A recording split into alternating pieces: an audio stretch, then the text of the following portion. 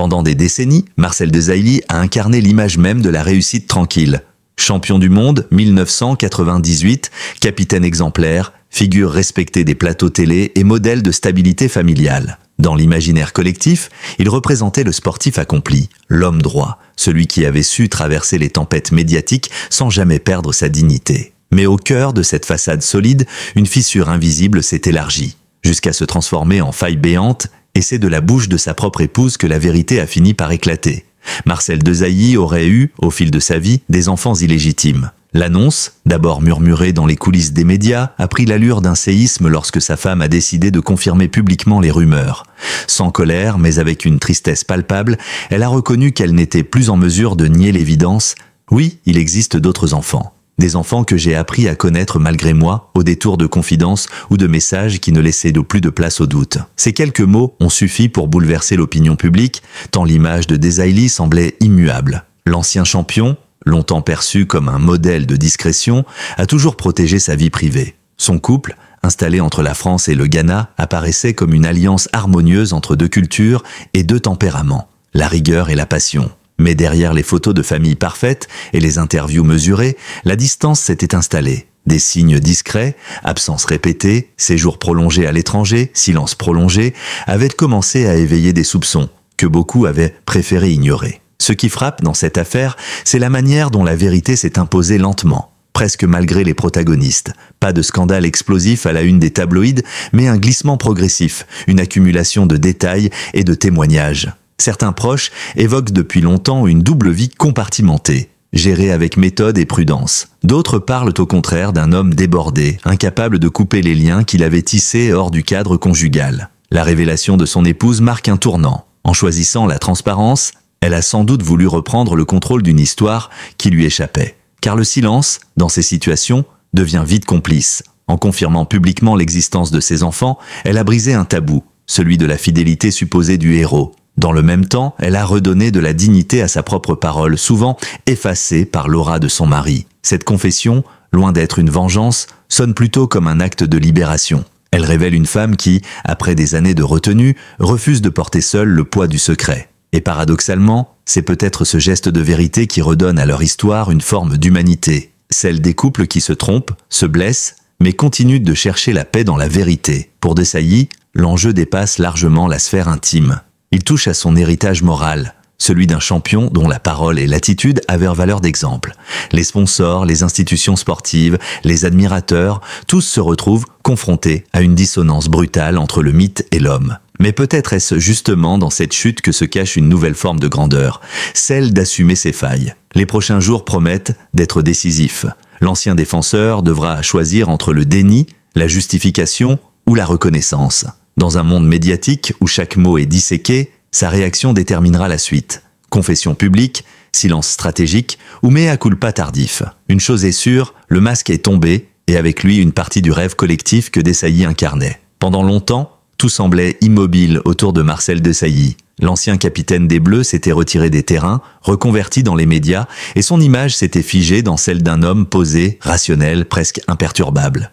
Mais à mesure que les années passaient, des voix discrètes commençaient à murmurer une autre histoire. Dans le cercle des anciens du football, dans les coulisses des chaînes de télévision, dans certains forums de supporters, une rumeur persistante refaisait surface.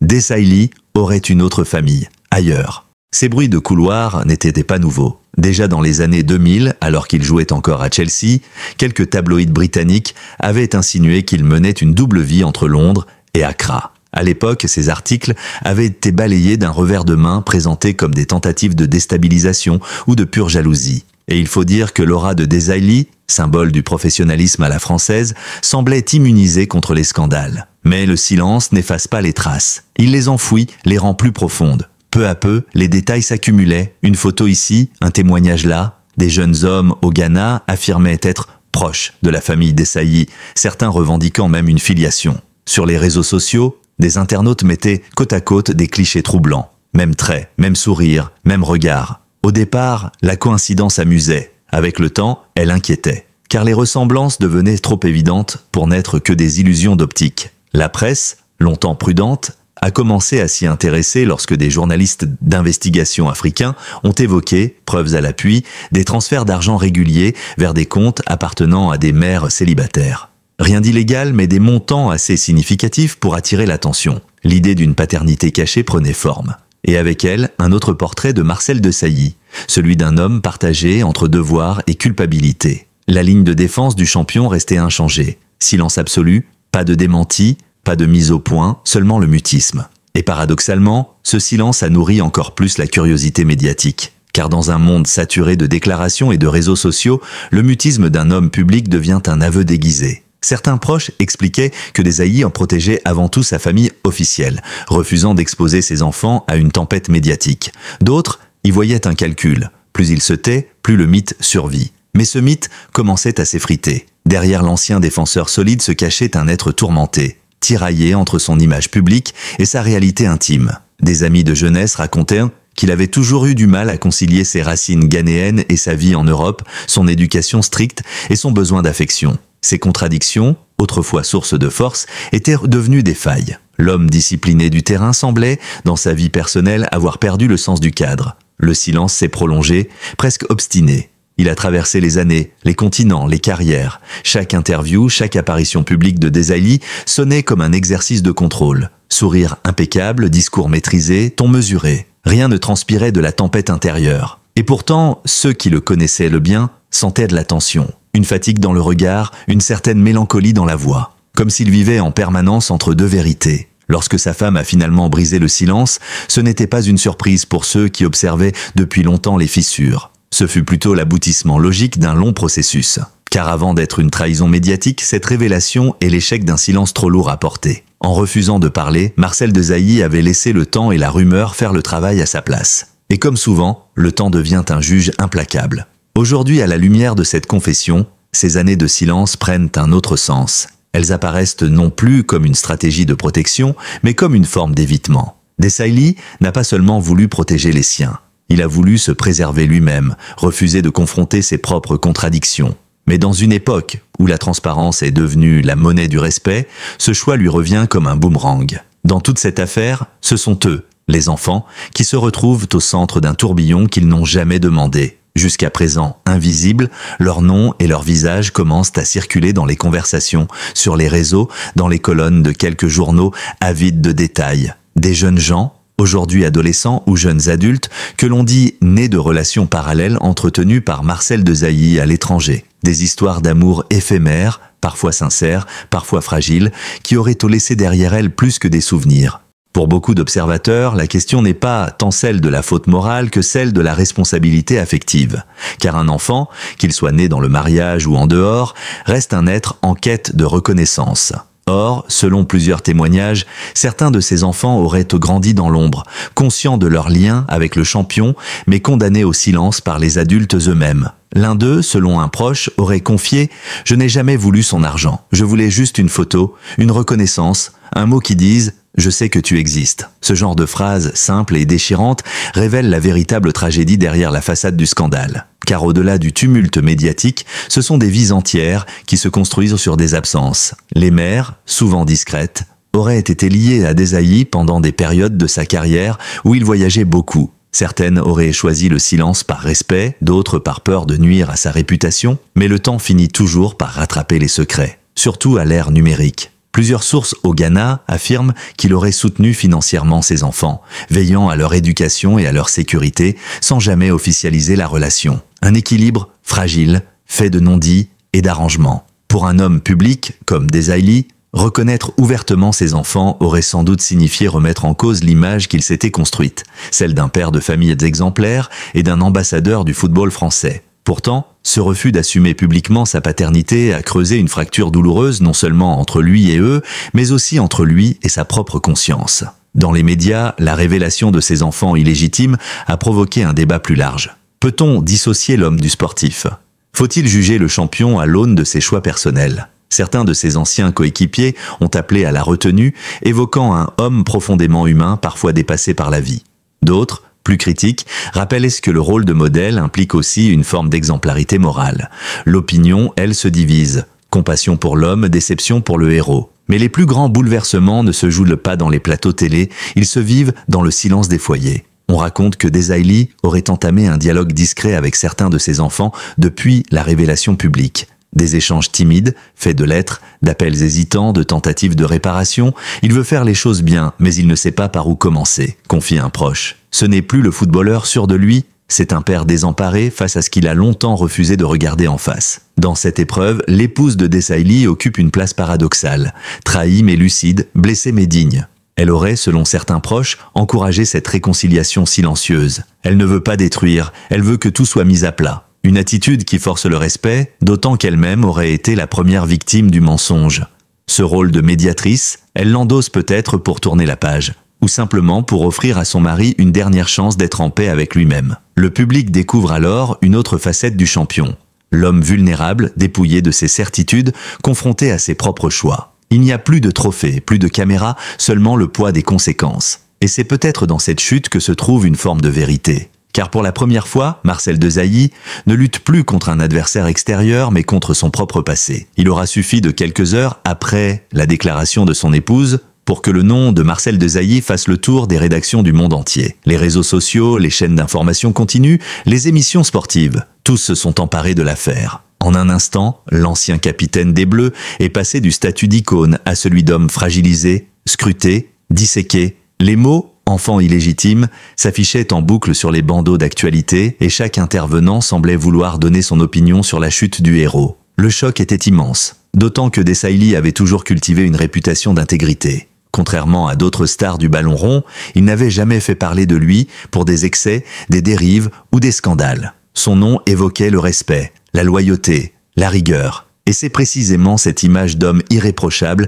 qui rendait la révélation plus violente. Le public découvrait un visage qu'il ne connaissait pas, celui d'un homme faillible, complexe, humain.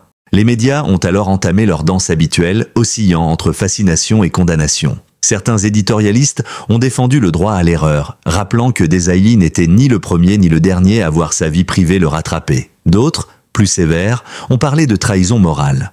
On attend plus d'un homme qui a été l'exemple d'une génération, écrivait-il. Les débats télévisés se succédaient, les psychologues, sociologues et anciens coéquipiers étaient invités à analyser le cas Desailly, comme s'il s'agissait d'une autopsie émotionnelle publique. Mais derrière le tumulte médiatique, Marcel Desailly a choisi la retenue. Aucune conférence de presse, aucun communiqué officiel. Seulement un court message publié sur ses réseaux « J'assume mes erreurs, j'assume aussi mes responsabilités. La vérité fait mal, mais elle libère. Je veux maintenant avancer avec sincérité pour mes enfants et pour ceux qui m'aiment malgré tout. » Ce message, simple et presque pudique, a immédiatement été partagé des milliers de fois. Certains y ont vu un premier pas vers la rédemption. D'autres, une manœuvre de communication calculée. Mais pour beaucoup, ces mots avaient la force du désarmement. Après des années de silence, Desailly acceptait enfin de montrer ses failles. Et paradoxalement, cette fragilité lui rendait une part de son humanité perdue. La tempête, toutefois, ne faiblissait pas. Des marques partenaires ont suspendu temporairement leur collaboration, les invitations sur les plateaux télé se sont raréfiées. Même certains amis proches ont pris leur distance, par peur d'être éclaboussés. L'ancien capitaine, autrefois habitué à l'ovation des stades, s'est retrouvé seul face à l'opinion. Un isolement qu'il n'avait sans doute jamais connu, même dans les pires défaites sportives.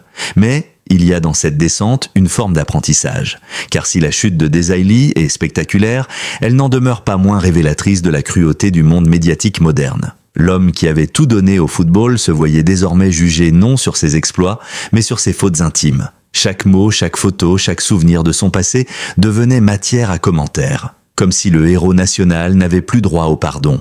Et pourtant, au milieu de la tempête, une lueur persistait. De nombreux fans, anciens supporters des Bleus, lui ont adressé des messages de soutien, rappelant son engagement pour des causes sociales et sportives, sa fidélité à ses racines africaines et son rôle de mentor auprès des jeunes générations. L'homme a fauté, le champion reste un modèle, écrivait un internaute. Ces gestes de compassion, discrets mais sincères, ont peut-être empêché Desailly de sombrer complètement. Car si le bruit médiatique finira par s'éteindre, le véritable combat, désormais, se joue ailleurs, dans la reconstruction personnelle. L'ex-footballeur devra apprendre à vivre sans le bouclier de l'image, à assumer son nom sans artifice. Ceux de sa vie, douloureux mais nécessaires, marquent peut-être le début d'une vérité qu'il n'avait jamais osé affronter. Les semaines qui ont suivi la tempête médiatique ont été marquées par un silence inhabituel autour de Marcel Desailly. L'homme, autrefois omniprésent dans les médias, s'est effacé du paysage public, préférant le retrait à la justification. Ceux qui l'ont approché durant cette période décrivent un être en quête d'équilibre partagé entre culpabilité et apaisement. Il aurait quitté momentanément la France pour se réfugier au Ghana, son pays natal, dans la maison familiale où il avait grandi bien avant la gloire. Ce retour aux sources n'était pas une fuite, mais une tentative de renaissance intérieure. Dans le calme d'Accra, loin des caméras et des micros, Desailly aurait entamé un long travail d'introspection. Certains témoins racontent qu'il passe de longues heures à marcher seul sur la plage ou à visiter des écoles de football locales. Là-bas, il retrouve un contact simple avec la jeunesse, avec cette passion pure pour le jeu qui l'avait fait rêver enfant. Ces moments d'humilité semblent lui offrir un nouveau sens à sa vie. Il ne s'agit plus de défendre une réputation, mais de transmettre une leçon, celle de la fragilité humaine. L'ancien champion aurait également repris contact avec chacun de ses enfants, officiels ou non. Les discussions, souvent difficiles, auraient permis de rouvrir un dialogue longtemps enterré. Selon un proche, il veut que plus rien ne soit caché, que chacun ait sa place dans son histoire. Cette démarche, discrète mais sincère, marque une évolution profonde. Elle montre un homme qui ne cherche plus à sauver son image, mais à réparer les blessures laissées par des années de mensonges. De son côté, son épouse a accepté de ne pas rompre brutalement, préférant un temps de réflexion. Les deux continueraient à se voir, non plus en couple parfait, mais en partenaires lucides d'une histoire qu'ils ont construite ensemble. Il n'y a ni haine ni vengeance, seulement une mélancolie douce, celle des amours qui ont survécu à tout, sauf à la vérité. Elle aurait confié à une amie « Je ne veux pas effacer ce que nous avons été. Je veux simplement que nous soyons enfin vrais l'un envers l'autre. » Dans les médias, le regard sur Desailly a commencé à changer. Après la colère et la déception, est venu le temps de la compréhension. Plusieurs tribunes ont souligné la dimension presque biblique de sa chute, l'homme admiré qui doit traverser la honte pour accéder à une forme de sagesse. Les journalistes les plus sévères reconnaissent aujourd'hui que sa confession publique, si brève soit-elle, a marqué une rare honnêteté dans un milieu souvent dominé par la dissimulation. Et si le mythe s'est effondré, l'homme, lui, semble avoir gagné une profondeur nouvelle. Le public aussi commence à le revoir autrement. Les commentaires se sont apaisés, la compassion a pris le pas sur la critique. Dans les écoles de sport, certains enseignants utilisent même son histoire comme exemple « On peut tomber très bas, mais se relever avec dignité ». Cette phrase, souvent répétée, résume bien le parcours de Marcel Desailly. Le joueur invincible est devenu un homme faillible. Et c'est peut-être là que réside sa véritable grandeur. Aujourd'hui, il prépare un livre, non pas un manifeste de justification, mais un récit de transmission. Il y raconterait ses victoires, ses erreurs, ses amours et cette constante quête d'équilibre entre la gloire et la vérité. « Je veux que mes enfants sachent tout, même ce que j'ai eu honte de dire », aurait-il confié à un ami éditeur. Ce projet marque une volonté de tourner la page, non pas en effaçant le passé, mais en l'intégrant pleinement à son histoire. Au fond, l'affaire Desailly dépasse le simple cadre du scandale personnel. Elle met en lumière la tension universelle entre l'image et la vérité, entre ce que l'on montre et ce que l'on est. Et si la légende a été écornée, elle n'en demeure pas moins inspirante, car elle rappelle que la grandeur ne réside pas dans la perfection, mais dans la capacité à se relever. Aussi le plus humain de la vie de Marcel Desailly. L'homme n'est plus seulement un champion, il est devenu un symbole de vulnérabilité, un miroir de nos contradictions. Et dans le silence retrouvé de ses jours, peut-être renaît-il enfin non pas en héros, mais en homme réconcilié. Le parcours de Marcel Desailly, depuis les sommets du football mondial jusqu'à la confession publique de ses failles intimes, incarne plus qu'un simple scandale. Il raconte la complexité d'un homme prisonnier de son propre mythe. Derrière les trophées et les sourires de champion, il y avait un être humain vulnérable, tiraillé entre devoir et désir, entre image et vérité. Son histoire, désormais mise à nu, ne détruit pas la légende, elle la réhumanise. Car la force d'un homme ne se mesure pas à son absence de fautes, mais à sa capacité de les affronter, de les reconnaître et d'en faire une leçon. Aujourd'hui, Desailly ne court plus après la gloire, il cherche la paix. Et c'est peut-être là, dans ce dépouillement sincère, que réside la plus belle victoire de sa vie, celle d'avoir retrouvé son visage d'homme, enfin libéré du silence et d'aider